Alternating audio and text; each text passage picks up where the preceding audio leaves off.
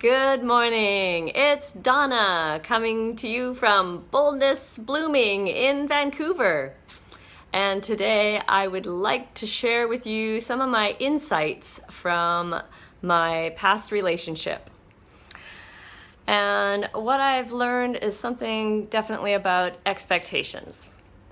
So when I met my now ex-husband, I fell head over heels with him. I really felt like he was the perfect guy for me. And I really liked him, and I think I was amazed that he really liked me too. And that was a first for me. And I felt like we were so compatible. So I had this image in my mind that he was the one, and that he loved me and therefore should do everything that I expected that he would do. So when I started noticing that things weren't exactly as I wanted them to be, I felt frustrated and confused. The physical intimacy wasn't what I had wanted it to be, and I tried to speak up about it, but again, I just thought I was confused. I was thinking, why isn't he behaving the way I wanted him to behave? Because he was the one. I already had that belief in my head. And so any other evidence that was contrary just was not filtering through.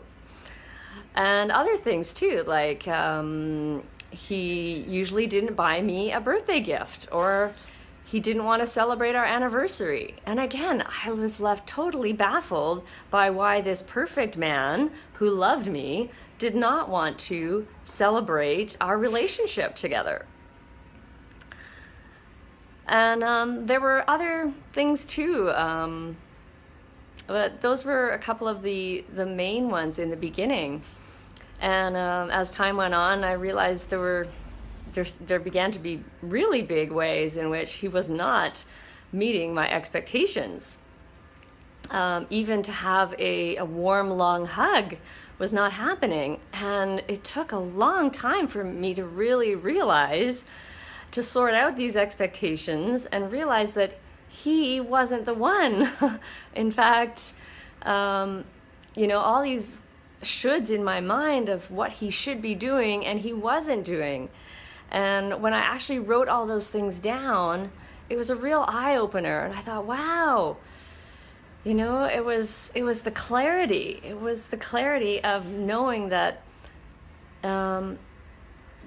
this relationship was not working for me. And it became very, very clear.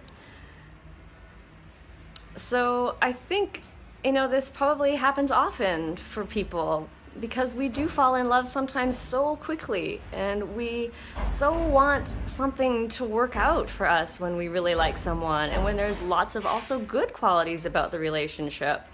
So maybe there's lots of compatibility and lots of things that are working. So it is a balance. There's not going to be the perfect person who